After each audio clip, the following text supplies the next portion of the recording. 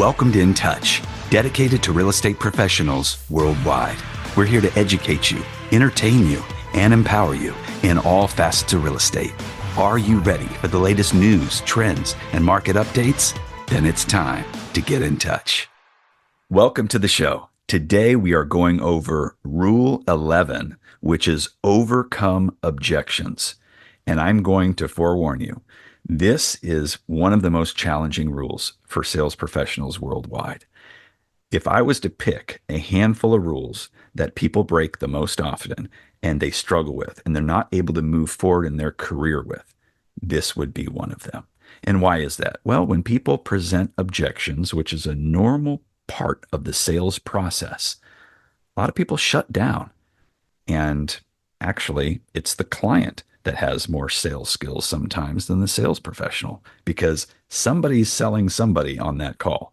Either the sales professional is selling them to move forward in their best interest, as they should, or the client is selling the salesperson why they're not going to be moving forward or take the advice of the salesperson. Now, we've all encountered challenging clients, but assuming that the client is reasonable and they have some natural, normal objections, patience, listening, and taking down those objections one by one in a very diplomatic fashion is the way to execute and move forward. And as I mentioned, a lot of people struggle with this. So we're going to take our time and go through some of the solutions for you to overcome those objections when they come your way. Let's start with a verse.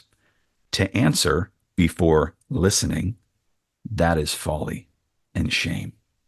So Scripture gives us the solution right off the bat. And many times salespeople are so excited, they feel like a kid in class that did their homework, they've done their research, the client starts asking this question, and they just insert themselves right in the middle, cut off the client, and answer the question. But what did the Scripture say? To answer before listening. Even if you know the answer, you're supposed to know the answer as a sales professional. Not to everything. Some things you're going to have to go find out. That's fine. You're not supposed to have the answer to everything. No one expects that. But if you're seasoned, you've done your research, you're going to have those answers. And look and listen and be with them in that moment as if it's the first time someone was asking that question, even though you've probably heard it 100 times. And prepare solutions that tackle the problems.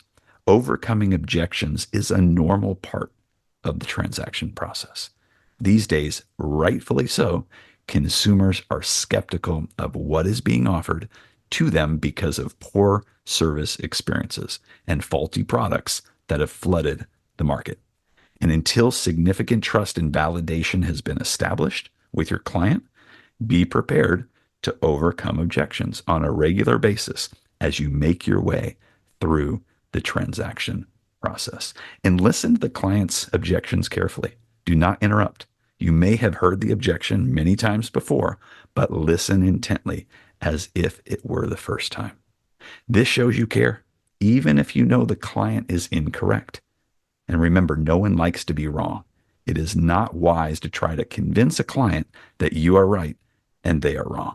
A colleague of mine says it best when she trains others how to deal with objections. She says, mediate, don't litigate. Gary, welcome to the show. I'd like to hear your 2 cents on this, because those who can overcome objections are the winners in this race of real estate or sales. It really doesn't matter the industry. Those who can't jump over those hurdles lose the race. The best analogy I could give people is many times it's like a marathon. But this particular marathon has hurdles. If you can jump over them, you finish. If you can't, you eat it, and that's it, and you lose the race. So how do you overcome the objections? How do you engage the client to draw out the objections so you even know what the potential pitfalls could be in the transaction, or that would prevent them from moving forward? And what are some of those icebreaker questions or icebreaker statements that you ask in order to get people to open up? Yeah, I think you said it in the beginning where you said, listen to the client's objection carefully. And the first word of that, if you just stop there where it says listen, and I do, and I've been doing this for years, and I do have problems with interrupting people because I think I know the answer in my head and they haven't even finished the sentence. So the best way I found to not interrupt people is to, while they're talking, whether it's on the phone or in person, is have a notebook or have some pad of paper in front of you and write down what they're saying. And as the objections come up, write that down. You may not know how to answer that right away. And you can always say, that's that's a great objection. Let me do some research and get back to you on that at a later time. You don't have to answer everything right away. It's not like you're standing at court and they're asking you questions and they want an answer now. You do have time to do your research and come back. So the key thing here, and I don't even think we need to go past that, is listen to the people, listen to their objection carefully, as you said, and try not to interrupt them. Because if you do interrupt them, that may take you down another wormhole. So listen to what they're saying, write it down, go back, come back later if you don't have the answer in front of you. And, that will definitely take the stress away from that objection. And I want to remind listeners that we are within step 3, which is the appointment, because some people can confuse this with step 4, which is the presentation, thinking that we're talking about objections to their service, for example, or for them to move forward. The appointment is the first step in that sequence, meaning initial contact, we've contacted them once, we're following up, that's step 2. Step 3 is to get the appointment, right? So we're talking about the objections when people don't want to meet with you or they don't want to set a time to talk over the phone to specifically go into detail about whether or not there is a potential relationship or whether or not they are qualified to conduct a transaction. Once you've done the appointment, then you can move on to a formal presentation. And that's step 4. That might be to represent them as a buyer. That might be to represent them as a seller or as an investor. These should be 2 separate appointments, separate matters. First and foremost, you have to get the appointment. So speak pleasant words that are persuasive. During your initial conversations, never lose sight of your goal, which is to make an appointment with your client. Do not have a bait and switch strategy. Be transparent, direct, and upfront about exactly why you are contacting the client and for what purpose. Be patient and be sensitive to their values, beliefs, or any cultural differences. If you speak to many, many contacts, but are unable to consistently set appointments, you most likely have a problem asking for the appointment in the right way or handling appointment objections. So remember to focus on what you say and how you say it, plus how succinctly you say it. An adult attention span is 8 seconds. So be sure that you can sum up your elevator pitch quickly in 1 or 2 sentences. And this is a good question to ask yourself. Why should the client meet with you? What's in it for them? Provide this information right away. Just as a storyline needs a good hook, you need a compelling reason why somebody should use their valuable time to learn more about your product or service. And the goal is to present your compelling reason to make an appointment in the first few minutes of your conversation. When done properly, this will generate enough interest for someone to listen to the rest of your conversation and feel comfortable making an appointment with you. So, Gary, what are some of those first few lines? I know in my script, especially if I hit a voicemail or if I haven't spoken to somebody before, I identify myself right away. Hi, it's Andrew Arroyo. The reason for my phone call is, and then it's right there, and it's going to be a compelling reason. How do you lead in, especially when breaking the ice with prospects that you don't know? Yeah, well, I have different answers for each situation. So it may be a phone call, it may be an email. A lot of my new leads too come by text, emails. Hey, Gary, it's so and so. one of my clients needs help with whatever it is, an investment property, can you call them? So I'll have to switch scripts quickly in my head before I make that phone call. And I'll do my research before I make that phone call. If it's just a hard cold call, I never met that person before, that script is going to be also different. So you want to be prepared before you make that phone call, and each situation is different. You always want to be positive, like we've said before. You want to listen, and like I said, each script is going to be different, but be prepared, and be prepared for any objections that may come. As they say, well, I'm too busy. Fantastic. I'll give you a call later this afternoon. What's the best time that we can talk? When can I call you back when you're not busy? I know your time is valuable. Always put it back on them. I know your time is valuable. What's the best time to get back to you?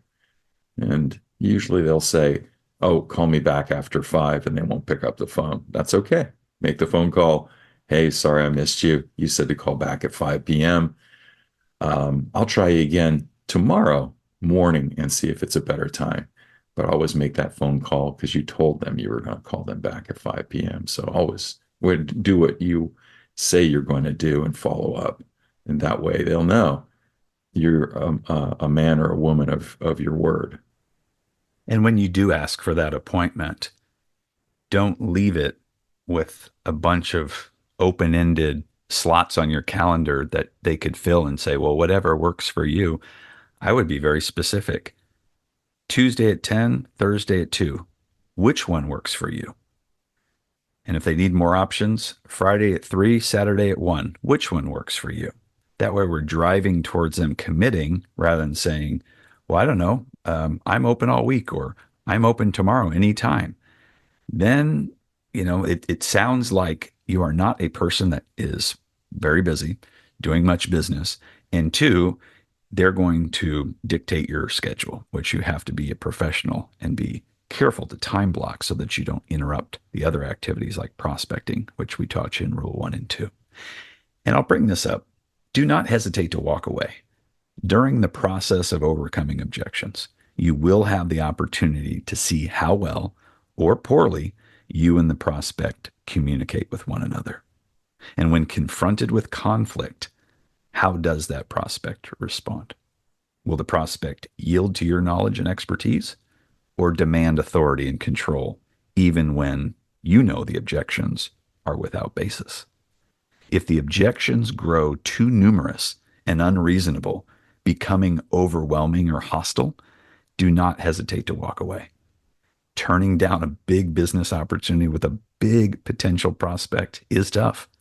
However, developing a relationship with a person with a shady character will cost you much, much more in the long run. So remember, the theme of part 1 of the whole journey of 7 steps, part 1, step 1, 2, and 3, is to find the right relationships. You don't need to work with everyone, so be selective. And Gary, I'm sure you've run into this, where from the initial appointment or trying to even set the initial appointment, you can feel tension. You can feel that this person is unreasonable in the smallest things, even responding to you, right? If they don't communicate well on the front end, imagine how the transaction's going to go. So what's that filter for you? What are some of the red flags that make you walk away? Yeah, well, let's say, Andrew, it's a new client, and I can think of one this week. I've always got something going on, so I can use this in real time. I have a new client. I don't know this person. They want to see a property.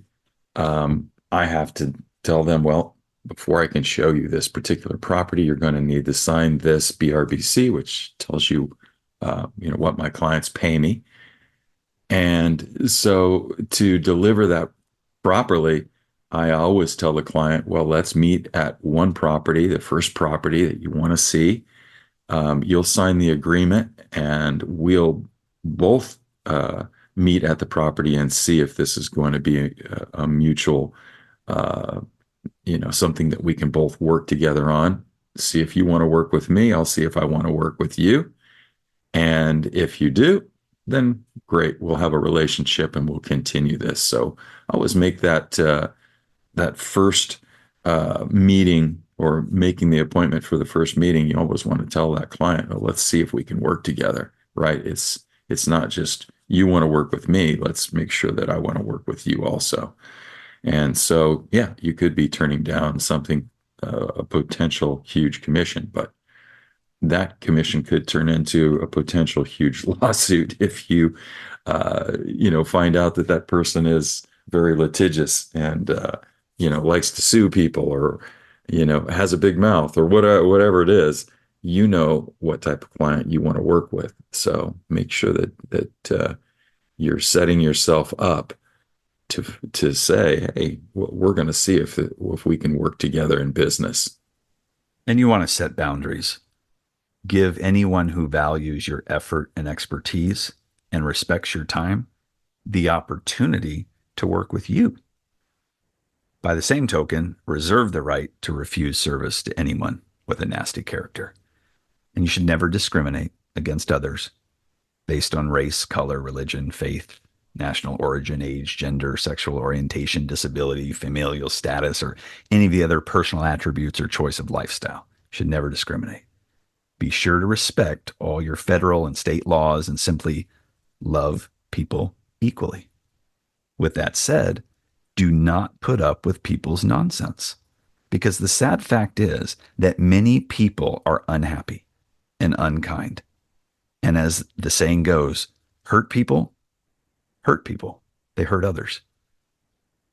In the business world, this is usually in the form of mental and verbal abuse through insults, foul language, demeaning behavior, and abuse of power. And those type of prospects need to leave your client base immediately. The business world is tough enough to succeed in. You don't need the village idiot ruining your mood every day by harassing you and devaluing you as a person. There is no reason to do business with a person like that. If the prospect is unreasonable with their demands or unrealistic with their expectations, simply walk away. Thank them for their time and choose not to book an appointment. You are in control of your results, career path, and destiny in business. Not everyone is a fit for you or your company to do business with. If you have a boss that insists that you provide services to an unreasonable customer or client, just request reassignment.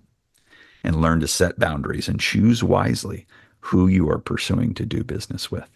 You have the power to simply say no when developing business relationships. So set healthy boundaries in your life. And especially for those of you who are independent contractors. For those that are employees, I understand if you work for a company, you may have management that you walked into and they already have clients. It's a little tougher. So these are conversations you'll have to have with your management team. But there is no job, there is no commission, there is no salary, there is no form of payment that is worth continuous mental, verbal, physical abuse. I mean, it's not worth it. You have to set those boundaries at the end of the day. And of course, as we mentioned this entire episode in the previous episode, listen as much as you speak. You should be able to spend an equal amount of time listening and talking. You are seeking a balance, not doing too much of one or the other. You can overcome objections that you encounter during your initial conversations with a potential client by listening and exercising empathy. Being empathetic toward what someone is going through or the tone of someone's voice will go a long way. Many times, if you simply listen and empathize, the client talks themselves out of their own objection. Your goal when attempting to set an appointment is for people to want to know more about what you have to say. So start by listening to their concerns, then share your knowledge. The better educated you are on a subject and the deeper your knowledge goes, the more someone will be interested in listening to you. When you have something of value to offer and you possess knowledge they need but do not have, the odds are in your favor. So Gary, we covered a lot right there. I want to hit both subjects: walking away from people that are going to drain your energy and potentially waste a bunch of your time, and then simply listening as much as you speak and having that balance. What are your thoughts? I had to walk away from a large listing a few weeks ago when it was offered to me as a referral. I knew the people or sellers were going to be unreasonable and were not listening to that current listing agent. And so when I was offered, well, would you like to take this? I'm not a good fit, that other person said. And I found out a little bit more behind what the sellers were thinking. I said, well, if you're not a good fit, I'm not going to be a good fit for this either. You might want to just have this one leave our organization and send it somewhere else, or let them find another agent. It's just not worth it. It's not worth the paycheck. It's not worth the stress. So be very careful on clients that you choose, especially when somebody says, well, I couldn't get this done. Maybe you can do it. And you need to ask them a bunch of questions. Well, why couldn't you get it done? Well, that person is really unreasonable and doesn't listen to me and so on. And then you're like, well, that's not a good sign. So why should I take that on? Why should I take on the liability? So, be careful with the clients that you choose. Make sure that they align with your life goals. And as Andrew said a couple times, listen as much as you speak. When I am talking to a new client, I'm probably in the background or in front of them writing as much as I can so I don't forget, and that it shows that you are listening. So be able to make sure that you're paying attention, eye contact, or if you're on the phone, if you're listening, try not to interrupt that client. Keep writing, taking notes, and that way, they know that you care about what they're saying, right? You're not just interrupting them, and you're not paying attention. So that key word there, listen. If you just did that 95% of the time, since you have two ears and one mouth, you should be okay. And stay on track with the conversation. This can be challenging at times. I get that. But remember, your goal is to set an appointment. And that's what we're talking about today. This is not the presentation. Let's not get ahead of ourselves. There'll be lots of objection handling that we'll need to deal with when you present your service and they say, well, what about your fee? And what about this? And what about that? This is just simply to carve out that appointment. It doesn't have to be a face-to-face appointment. Could be a dedicated phone appointment. Could be a dedicated virtual conference appointment. But the key is you want their full undivided attention so that you can ask those qualifying questions and they can object to anything that you're asking. And there's a setting, there's a specific appointment just for that. And that's where you're going to decide, is this worth my time? And that's taking the control back. And the power is now in your hands to make a decision. Do you want to move forward with this client based on the appointment and setting that appointment and asking the right questions? It takes discipline not to discuss irrelevant subjects. If your client starts to bring up unrelated matters, bring the conversation back into focus. Memorize a handful of statements to get things back on track if needed. For example, you can kindly interrupt with this: where did we leave off? Or getting back on track, which politely tells the client you or they went off track. And keep your dialogue simple with understandable terms. Do not get too technical with your product or service, or you will lose people. It's a great idea to write out what you want to say before you ask for the appointment. Then revise it over and over until you find out what works best for your style of communication. And this leads us to our paycheck principle number 11. Prepare solutions to overcome any objection. I want you to think about that in your head. What are the most common objections that you get when you're trying to land that appointment? And do you have a solution? Do you have an answer? Do you have an internal script that automatically comes out that gently leads them towards booking that appointment with you. Now let's move to our Shape Your Character section, which is the core value in focus for today, and that is wisdom. Wisdom will help you overcome objections. So as you reflect on ways to handle potential obstacles, consider how wisdom can help you master this rule. Objections stem from a place of concern. Wisdom, with sound guidance, eases concern. So the wiser you become on the best course of action to resolve frequently expressed concerns, the easier overcoming objections will be.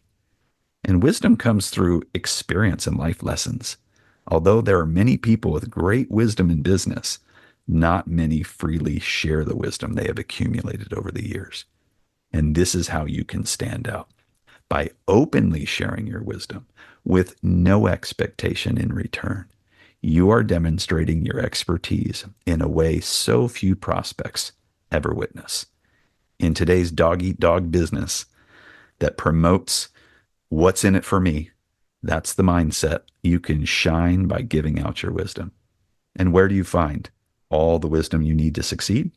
In God's Word, by studying others who have achieved the results you seek, by receiving mentorship from experienced colleagues so you can emulate their methods. By taking matters into your own hands, you can seek the wisdom you need to succeed and generate powerful paychecks. So, Gary, you have shared a lot of wisdom openly, and you've been in settings with me and other colleagues where there's information being shared that coaches and systems and a lot of people would charge tens of thousands of dollars for. Yet we made a conscious decision as an organization to share that information freely. And this is decades ago.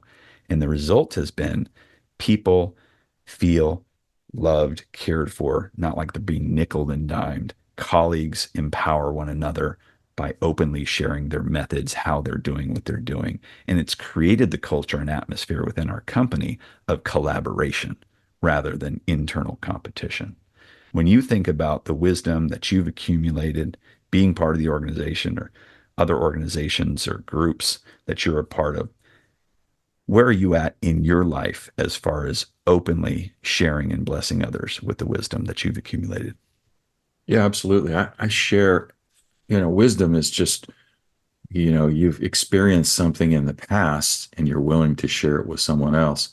I knew when I came to this company many years ago that where I had come from, that was not, you were not to share that your wisdom and your techniques with other people in other companies. That's just not what you did. You went out, you paid for it, you did your business.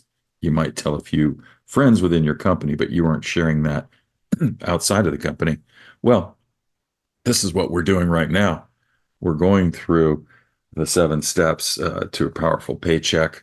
We're actually sharing something that you could pay tens and thousands of dollars for this if you were to go out and try and put this all together.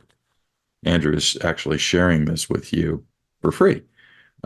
So when I do any sort of an appointment or I'm talking to clients over the phone, I'm always happy to share words of wisdom and making sure that they understand I'm going to give this to you for free and you can decide whether you want to work with me or not. But it's a lot easier just to share it and, not hold back and say, well, I can't tell you this until we do this. That's not God's way. So, you definitely want to be open with people. And once they gain your trust, you'll have a great relationship with that other person, that other client. And remember, there's many ways to be generous. And one of the ways that you can be generous is with your knowledge and with your wisdom and with your education. Let's wrap up with our Mastering Your BS section, mastering your behavior and skills. And as we've discussed, that step 3, the appointment, landing that appointment, that is a skill. So let's reference some biblical scripture. Desire to speak gracious words that are persuasive. Choose not to respond to the foolish arguments of the unwise. Decide not to make hasty promises. The result is you will be allowed to speak if you are a believable witness. The promise is others value honest critiques even more than flattery. Words of wisdom from Proverbs. The wise are known for their understanding, and pleasant words are persuasive. Here's some questions to meditate on this week. How do you persuade when faced with an objection? What common objections do you struggle with overcoming? What methods work for you and why? What do you need to do to overcome your largest obstacles? Your call to action: identify the obstacle, clarify the concern, persuade with passion, overcome the objection. We hope the message has blessed you, and we look forward to the next episode, which is Rule 12, as we wrap up Step 3 and continue on our journey to get you that powerful paycheck.